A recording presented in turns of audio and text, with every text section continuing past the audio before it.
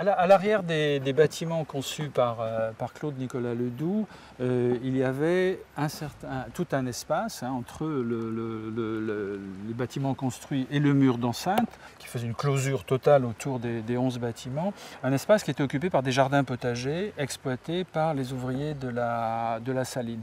Et par la suite, à travers toutes les aventures qu'a subi le lieu d'un point de vue historique, plus ou moins squatté à une époque, occupé par des habitants de la commune une fois qu'on a arrêté de produire du sel en 1895, tous ces espaces ont toujours été des formes de jardins plus ou moins cultivés, en friche, des arbres qui poussaient, des plantes, des fleurs. Et en fait, depuis une dizaine d'années, la saline réoccupe un peu ces terrains qui l'ont toujours été. Ça n'a jamais été.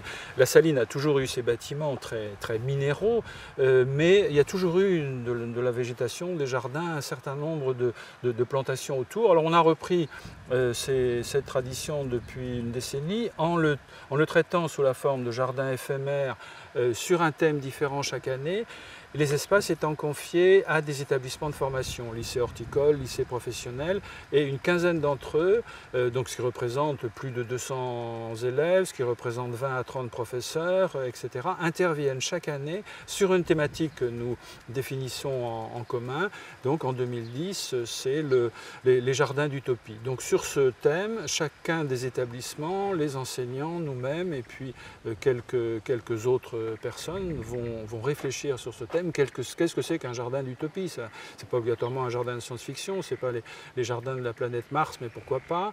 Ce sont des jardins dont a pu rêver Thomas More. Ce sont des jardins aussi, pourquoi pas, tels qu'on en a les jardins du paradis, les jardins suspendus. Donc on travaille vraiment sur cette thématique en faisant appel à l'imagination et aux références de tous ceux qui veulent bien y participer. On va les garder. On pense qu'ils vont faire des petits parce qu'on a installé un truc pour qu'ils nidifient.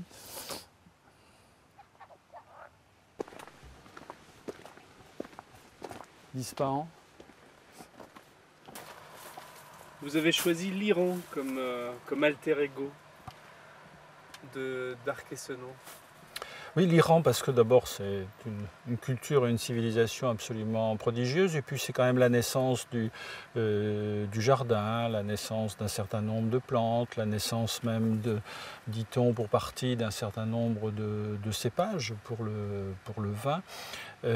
Quoi qu'on en dise ou quoi qu'on en pense, et puis j'allais dire la mémoire collective, les jardins d'Ispahan, les jardins de Shiraz, etc., sont quelque chose de très fort. Et puis un rapport aujourd'hui encore dans la vie quotidienne en Iran, par exemple, de la pratique dite du pique-nique, où les familles entières, où la population se retrouve dans les centres-villes, dans des espaces verts, à s'installer, à déjeuner, voire à dîner, et un rapport à la nature qui est très fort et qui nous intéressait, parce que bon, aussi peut-être afin de lutter contre quelques images peut-être un peu réductrices de l'Iran, de sa civilisation, de sa culture, on a souhaité associer. C'est peut-être là aussi une utopie d'essayer de contribuer, une belle utopie, à un dialogue des cultures ou à un changement d'image sur un certain nombre de pays. D'accord, et donc ça passait par la mise à mal de certains clichés. En effet, on imagine mal le pique-nique dans la République islamique qu'on nous décrit le plus souvent. Oui, mais pourtant il suffit de se déplacer dans le pays, de voir, mais par les familles, par centaines, par milliers, dans le centre d'Ispahan par exemple, occuper les espaces centraux, s'installer avec la nourriture, avec l'eau, toutes générations confondues, et d'être là dans un rapport finalement très très simple à l'espace urbain et à l'espace planté. Alors il y a des sociétés du jardin comme ça qui connaissent le jardin, qui se sont développées autour du jardin. Quel est le rôle du jardin le jardin, c'est l'Éden, quoi. Le jardin, c'est le paradis, quelles que soient les religions ou les cultes. On a cette image du jardin qui qui est finalement l'équilibre entre la nature et l'humain, un équilibre que nous aurions perdu pour telle ou telle raison au fil du temps, enfin au moins métaphoriquement. Et c'est quelque chose qui est assez fort et partout aujourd'hui.